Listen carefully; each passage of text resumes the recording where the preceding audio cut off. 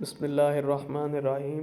अस्सलामुअलैकुम। तो क्या हाल चाल है। उम्मीद करता हूँ कि तमाम नाजरीन खैरियत से होंगे, ठीक ठाक होंगे। वेलकम है आप सभी का मेरे चैनल में। तो जैसा कि आप जानते हैं, पिछली वीडियो में जो है वो हमने विद होल्डिंग टैक्स के बारे में पढ़ा था कि क्या होता है और किस तरह से कंपनीज इसको चार्ज करती हैं। तो आज की जो हमारी वीडियो है इसमें हम एडवांस टैक्स के ऊपर बात करेंगे। ठीक है। तो वीडियो जो है वो काफ़ी इंटरेस्टिंग होने वाली है। वीडियो को शुरू करने से पहले आपसे रिक्वेस्ट है कि अगर अभी तक आपने चैनल को सब्सक्राइब नहीं किया तो काइंडली सब्सक्राइब कर दें और साथ में बेल आइकन को भी प्रेस कर दें ताकि नई आने वाली वीडियोस की जो अपडेट है वो जल्द से जल्द आप तक पहुंचती रहे। ठीक है। तो advance tax paid by the tax payer. ठीक है। Income chargeable to tax under section 5, 6 and 7। Income chargeable to tax under section 15। Income subject to deduction of tax. ठीक है। Advance tax for companies and AOPs. सबसे पहले ये ऊपर single person के बारे में इन्होंने बताया हुआ है कि advance tax paid by the tax payer. उसके बाद advance tax for the companies and AOPs. ठीक है। उसके बाद आ जाते हैं नीचे where the tax where the taxpayer is an association of persons or a company. The amount of advance tax due for a quarter shall be computed according to the following formula, namely a multiplied by b divided c minus d। ठीक है। तो A क्या है, A is the tax payer turnover for the quarter, b is the tax assessed to the taxpayer for the latest tax year, c is the taxpayer turnover for the last tax year, and d is the tax paid in the quarter for which at the tax credit is allowed under section 168। ठीक हो गया। उसके बाद ये आगे एक और जो है वो आप देख सकते हैं। फिर आते हैं जी एडवांस टैक्स फॉर इंडिविजुअल्स। ठीक है।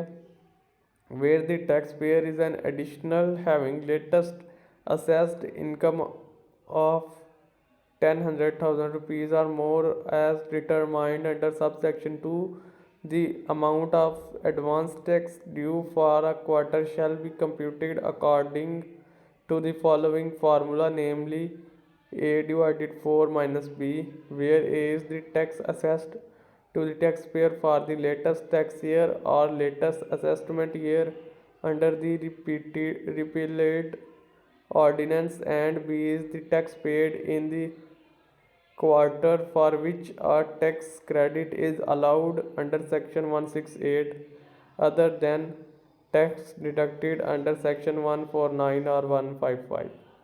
ठीक हो गया। तो उसके बाद आ जाते हैं dates for the payment of advance tax.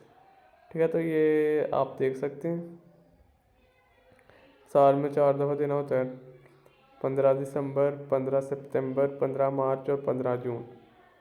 ठीक हो गया। इसके अलावा मज़ीद इधर आप काफ़ी कुछ जान सकते हैं। Tax credit. ठीक है।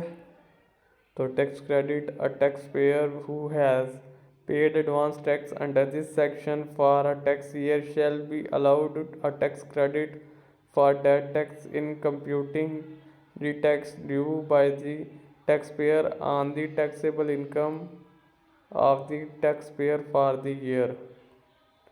उसके बाद tax payment with return of income. ठीक हो गया। तो इंशाल्लाह नेक्स्ट वीडियो में मज़ीद हम आगे जानेंगे, रिकवरी ऑफ टैक्स के बारे में पढ़ेंगे। तब तक के लिए जो है वो इजाज़त दें। मज़ीद हम थोड़ा सा जो है वो एडवांस टैक्स को गूगल पे जाके सर्च करते हैं।